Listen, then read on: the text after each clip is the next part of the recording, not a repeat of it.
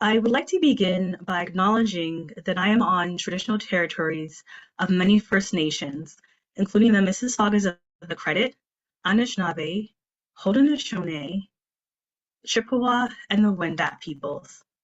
I pay tribute to their legacy and the legacy of all First Peoples of Canada with respect and with gratitude. I choose to reflect on the meaning of respect, as well as the responsibility that I share for the sustainability of these lands, as well as how I can do my part to ensure that Indigenous people across Canada and the lands they were forced to share with us is always centered in the work that I do. I believe that we all have a responsibility to not only acknowledge the grounds on which we're privileged to live and privileged to work, but to continue to grow our learning of Indigenous histories and Indigenous realities. I share responsibility to restore relationships with the caretakers of this land that is based in peace, friendship, and trust through my commitment to reconciliation, partnership, and understanding. I would like to take some time to explore what we will be learning together during today's webinar. We're going to start by exploring what emotions have been like for us, some of the messaging that surrounds emotions, which has influenced them to sometimes be seen as working against us, or in a way, and during some moments, even being our enemies. We're going to explore what would it look like and what it would mean if we could befriend our emotions, if we could move towards them and see them as being our allies. From there, we're going to move into exploring the language in which they speak and the information and the messages that they hold for us. From there, we're going to dive into emotional agility and look at what it would need for us to adopt an attitude of agility in how we view emotions and how we can really emphasize looking at our feelings from a place of a desire to understand, a desire to process, and a desire to move through them, as opposed to getting stuck or getting hooked by them. From there, we're going to move into shadow emotions. And shadow emotions can be seen as kind of the hidden parts of us or the repressed parts of us. We're going to be really exploring how can we really meet and extend care to our shadow emotions, which we might have been taught to hide or to ignore or to stuff down, to help really shape our ability to sit with our emotions and really understand the messages that they're trying to communicate. Lastly, we're going to tie things together through exploring the stress tolerance tools, which can really help us turn down the volume of intensity when our emotions might feel overwhelming or really intense.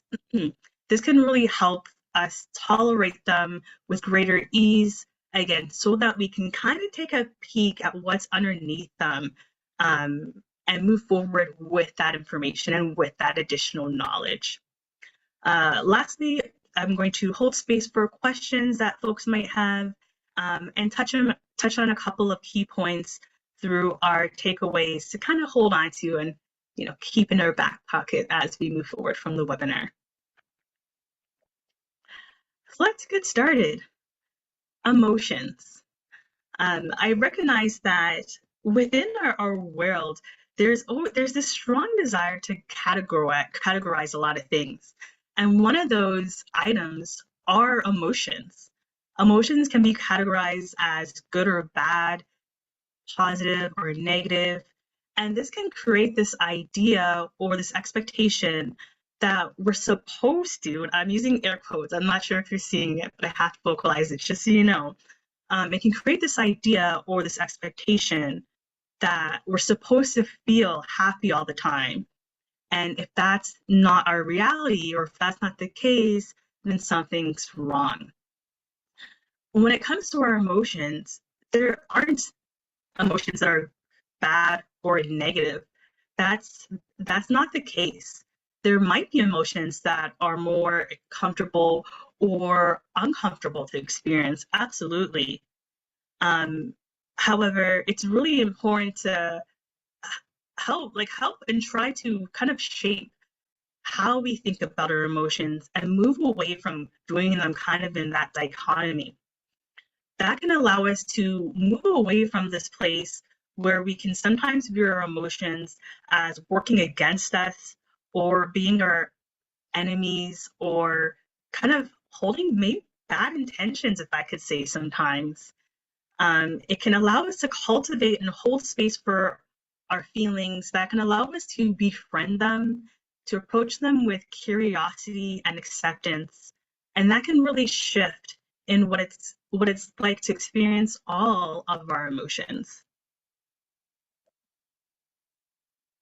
Something we know is that our feelings carry a lot of information, not only about our external environment, not only about the environment around us, but also about our internal landscape, how we feel in our world inside of us.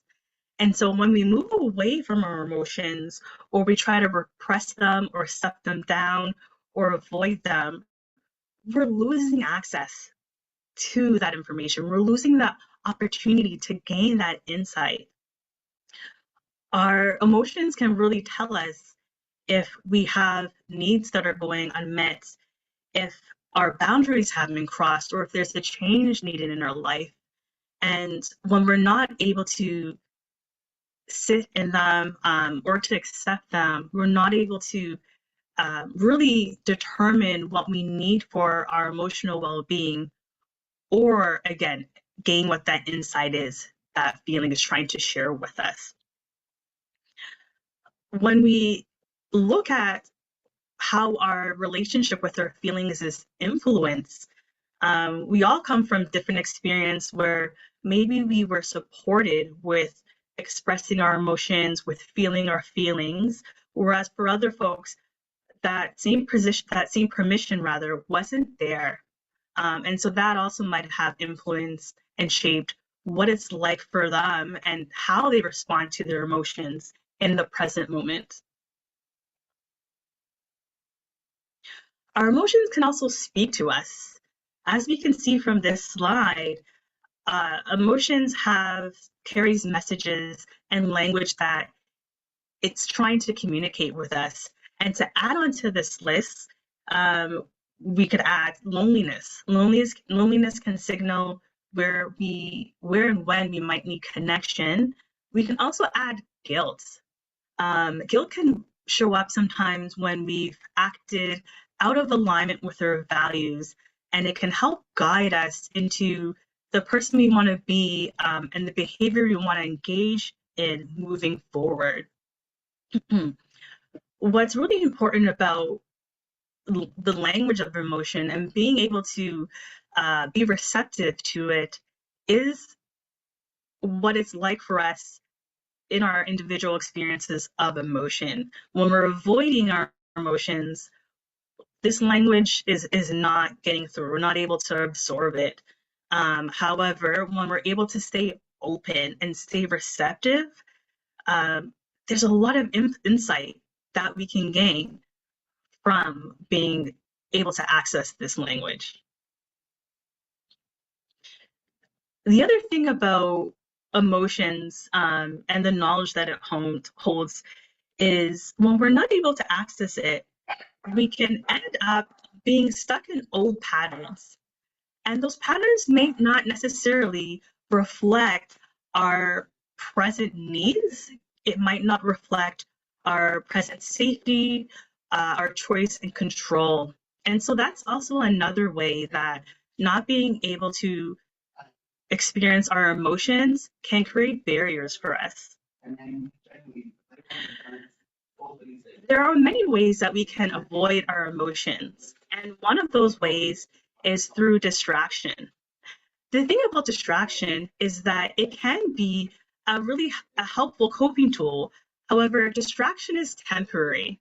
The intention is that from that space that we're able to get away from our emotions, it can help reduce the intensity of them, which can which will allow us to return to the emotions or the thoughts and really work to process and unpack them. So it's not a permanent solution. It's not a permanent fix by any means. These behaviors that you see on this slide, in small doses, in and of themselves, are they problematic? Not necessarily. However, when we look into our coping toolbox, if these, just using these as an example, if these are the 4 main sources of our coping, that can become problematic because that can lead us to becoming dependent on them.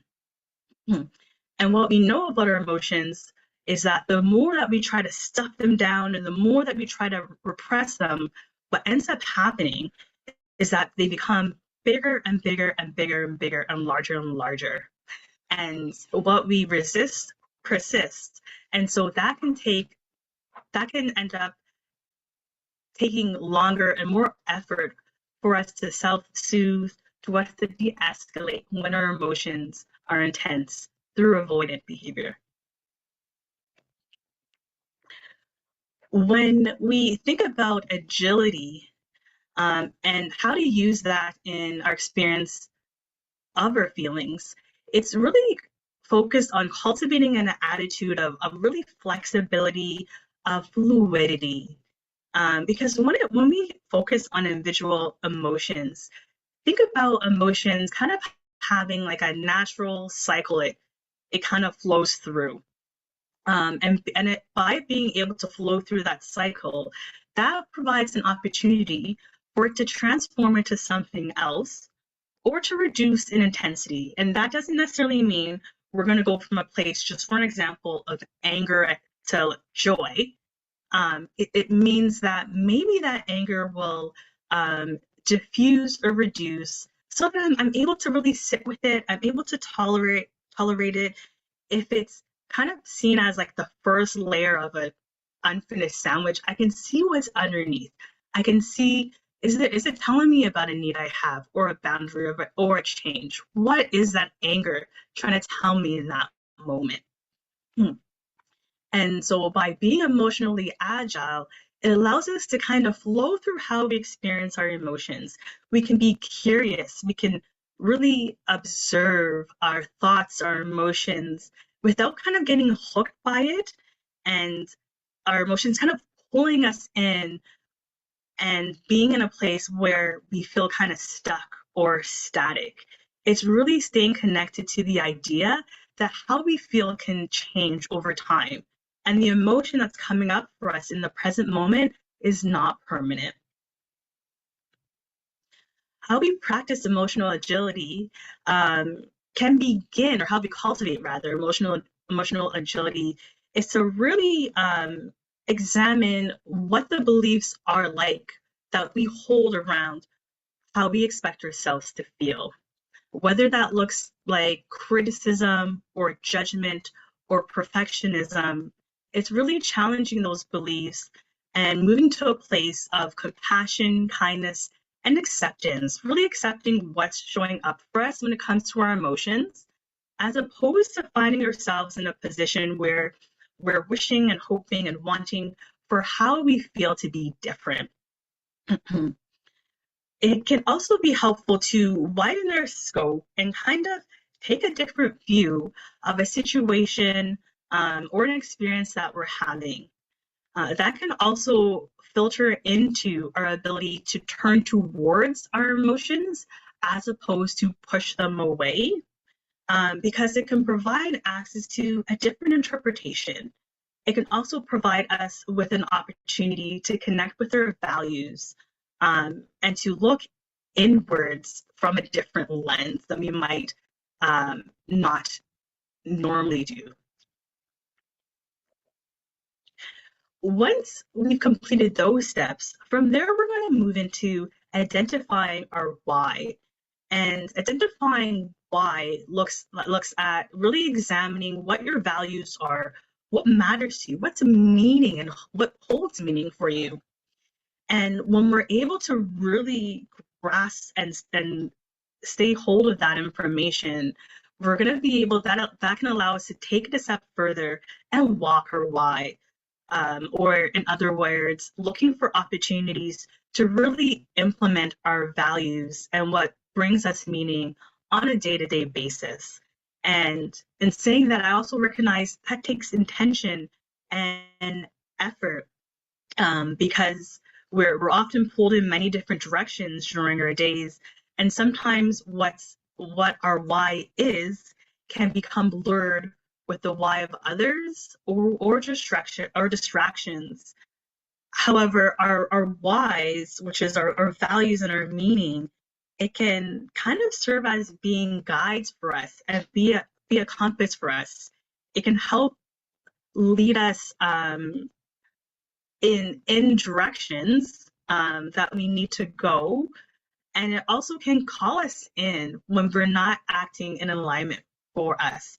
And so it can be really important to stay connected to them, even when things are feeling either like uncertain or like things are moving a lot around us.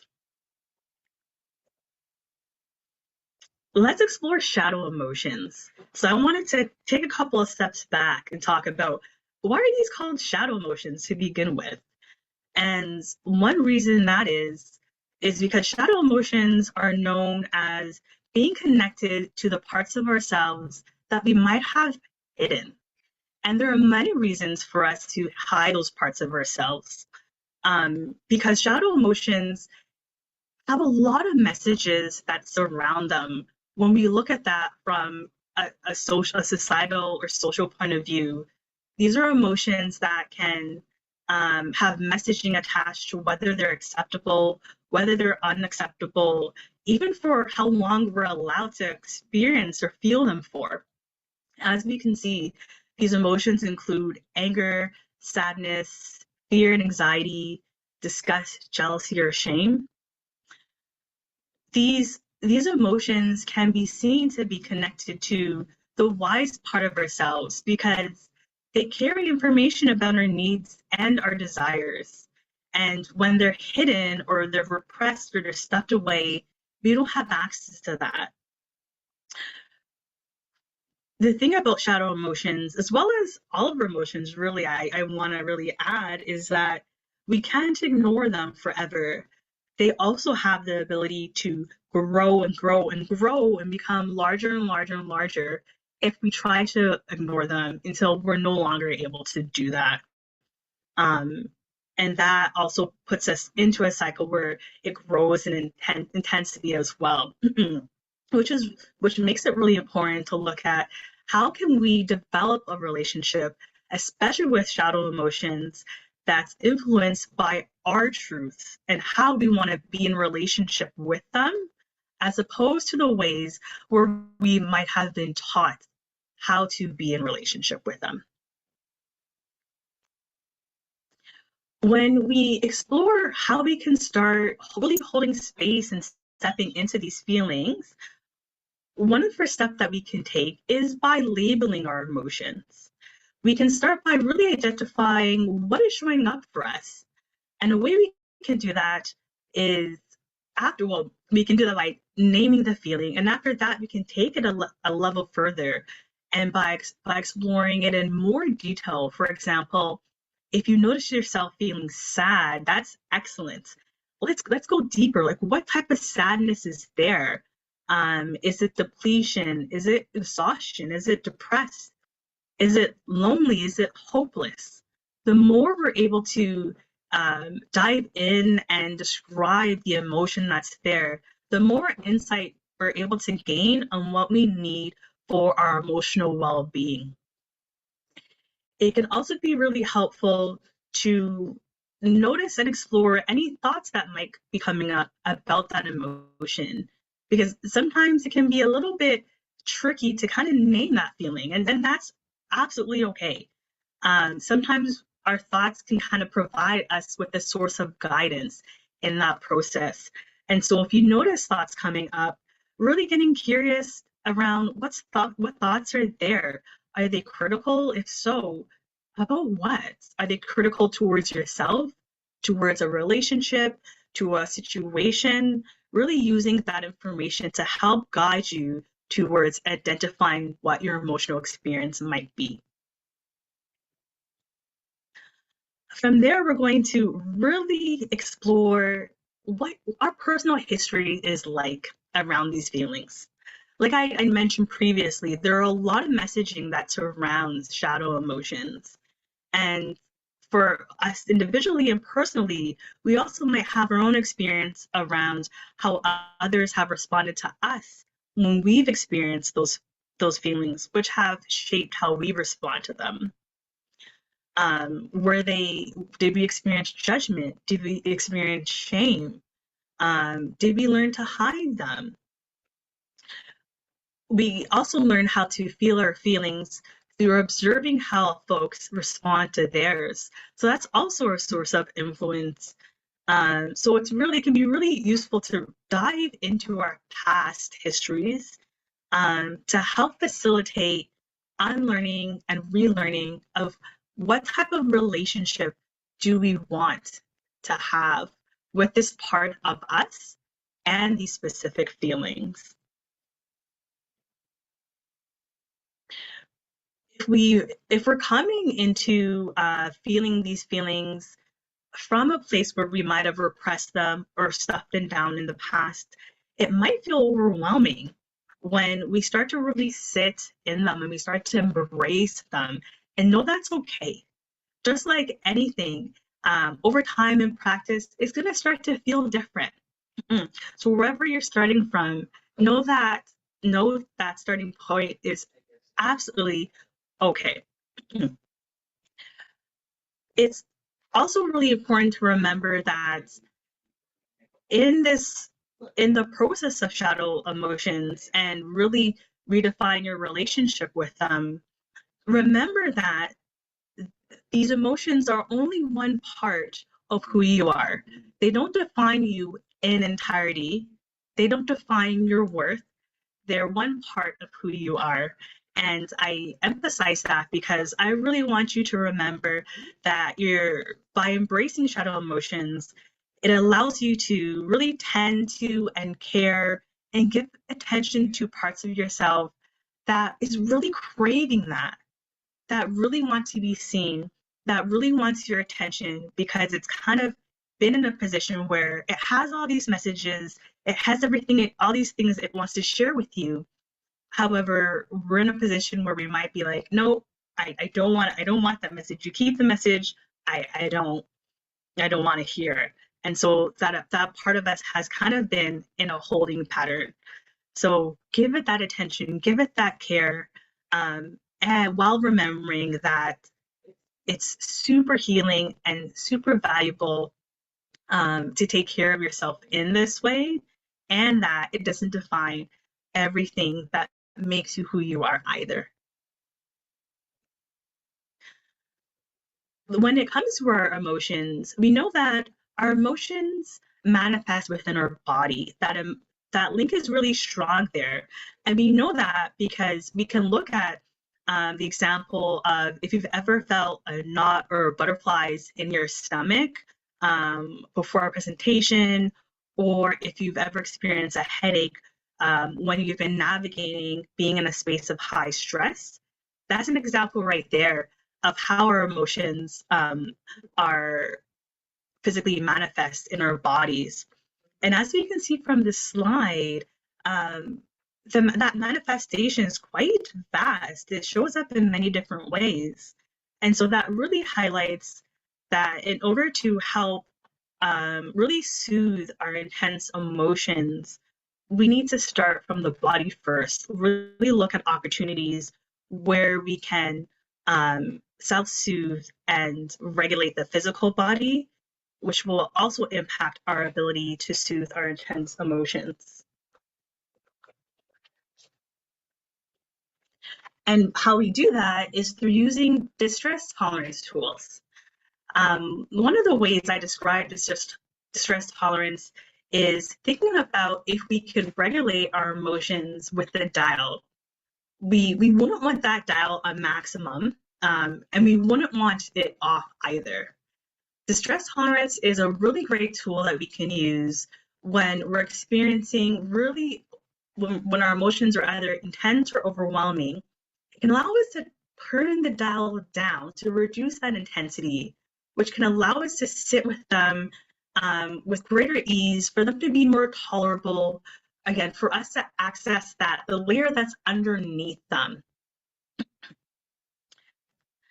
One way that we can do that is through learning how to sit with our emotions. And with this specific skill, I've recognized that there's some folks who might have been given a lot of room to express their emotions and to feel their emotions, whereas for other folks, they might have not had permission to feel their feelings. So stepping in and sitting with their emotions might feel different or feel overwhelming, and know that wherever you're starting from, that's absolutely okay. And like with anything, when we're able to practice something, that allows it to get easier for us to improve at it. So whatever place you're starting at is perfectly fine. When we're learning to sit with our emotions, the first thing we're going to do is to look at a space that really fosters our ability to focus our attention on that connection. From there, we're going to engage in body scans to explore where our emotions are manifesting within our physical selves.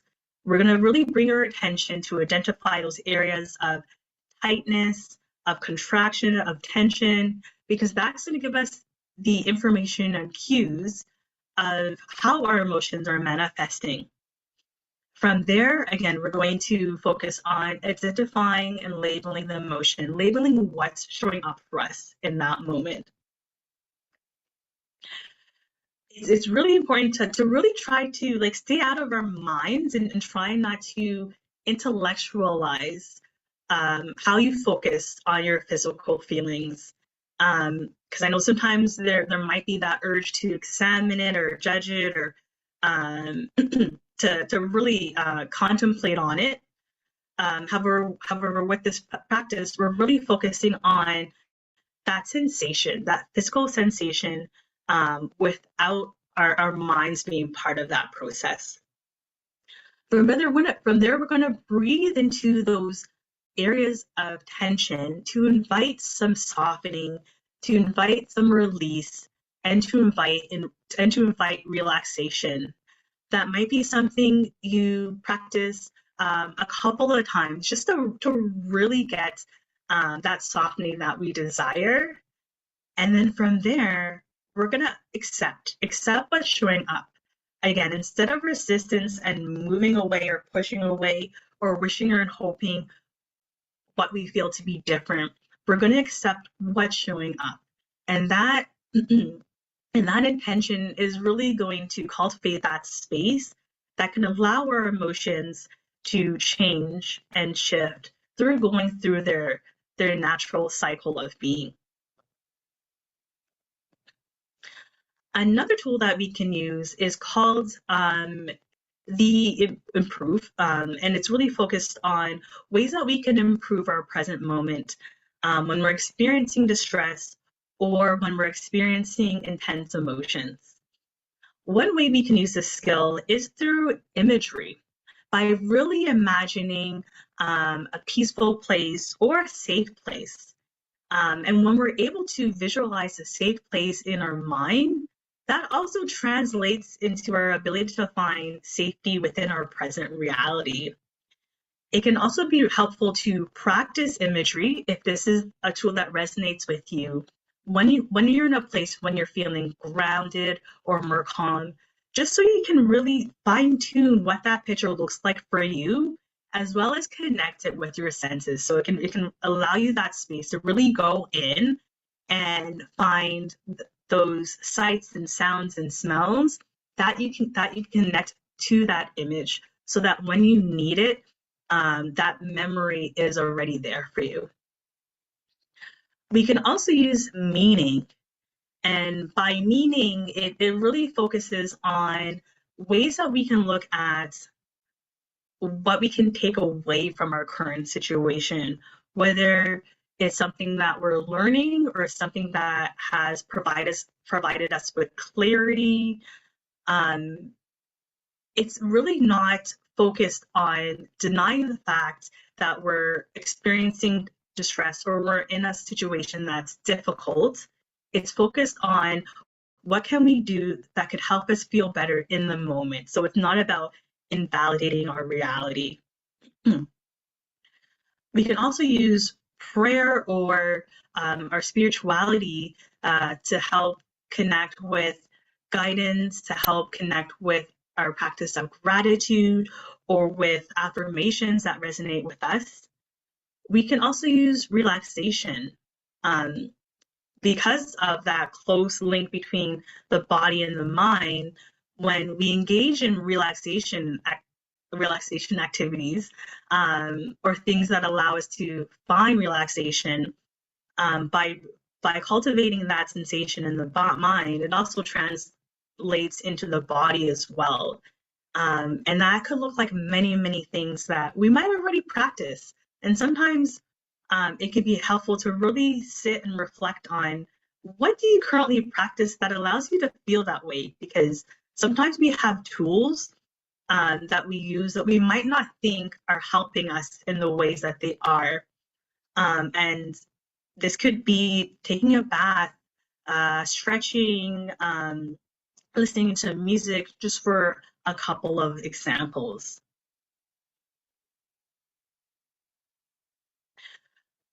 Something else that can be really helpful to allow us to move through distress in the moment is by really focusing our engagement on one thing. Sometimes what can happen when we're experiencing intense emotions or are in a distressing situation is sometimes we can get kind of pulled out of the present into the past or kind of jump into the future through worries if that's coming up for us, that's something we're experiencing. And so by really focusing our attention on one thing in the moment, it allows us to really anchor ourselves in the present. And this can be, for an example, completing a household chore, whether that's gardening or cooking or reorganizing, putting a puzzle together, counting backwards from 100, an activity that we can really immerse ourselves in. Something else that can help us is taking a vacation. And by that, I mean taking a break to allow ourselves to focus on something else. And that could look like changing our environment, going for a walk, or perhaps watching an episode of our favorite TV show. That can be, those are examples of a break that can really provide us with a source of fun and distraction. However, it's really important that if we are using the skill of taking a vacation, that we don't take multiple vacations. And by that I mean, if your choice of activity is watching a favorite TV show, sometimes that one episode can turn into 2 and 3 and 4. And now we've kind of lost the intention behind this tool. Now, instead of being able to take a break, where we might be entering in a place where we're engaging in avoidance behavior. And that's what we're trying not to curate by taking a vacation in the first place. So it's important to really honor that time commitment and time frame of what your vacation looks like. What can also be really helpful is really examining our self-talk, especially when we're experiencing intense emotions. Because when we're upset, that can really become reflected in the way that we speak to ourselves, in our self-dialogue. And that dialogue is so personal to us. We're really the only ones who know what it sounds like, what words it uses, the tone. And so it has this ability to also influence our thoughts and influence our experience of negative thoughts. And And when we look at how we can use it to move through a distressing situation, it can really help motivate us. It can give us encouragement. It can give us that extra oomph to keep going. However, it's really important that what we choose in terms of the phrases, in terms of the language, for it to feel authentic to ourselves.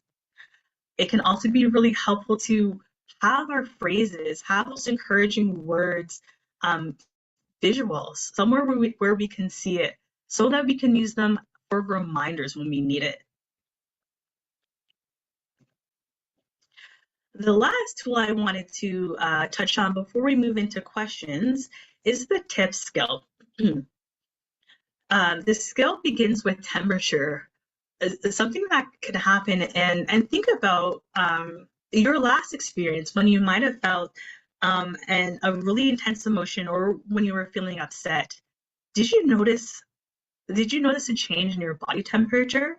Because oftentimes we can get really warm, really hot in terms of our bodies, and changing the temperature can be really helpful in de-escalating intense emotions. In addition to what's already listed, you could also practice changing your body temperature through using ice packs, or holding your breath and placing your face in a bowl of cold water. Why that's helpful is that it mimics the dive reflex. That's something we experience as human beings when we're underwater, which slows down our heart rate, as well as it activates our parasympathetic response. So our rest and digest response, obviously the opposite of our fight or flight. However, we can also create similar circumstances through the strategies that are listed as well. Intense exercise can also be useful because something that our emotions prepare us to do is to take action. And so it can really pump our bodies full of all this energy in preparation to act. And by using intense exercise, it gives us an opportunity to really expel and release some of that stored up energy. In addition to what's listed, we could also walk, engage in fast walking or running. It's important that the exercise we choose elevates our heart rate. So you want to get that heart pumping, as well as to engage in it for at least 20 minutes to really help release that stored up energy. Paced breathing, similar to the effects of temperature, has the ability to activate our rest and digest response. And then lastly, muscle relaxation is really focused on going through the body and contracting or tightening each muscle group and then releasing. When we do release the muscle group, we're also going to pair that with verbalizing relax, by saying the word relax. Why that's helpful is that it begins to build that connection of the action of physically releasing a muscle with the feeling of relaxation.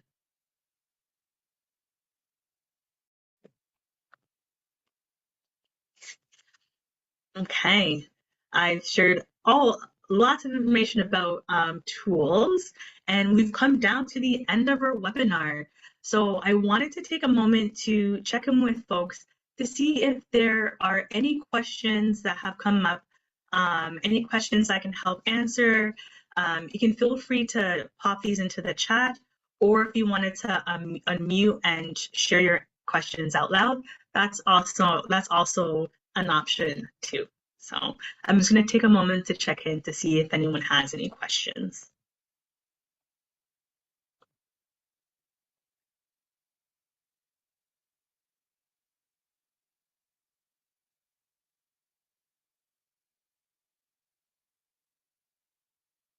Okay, I was just taking a peek into the chat as well. All right.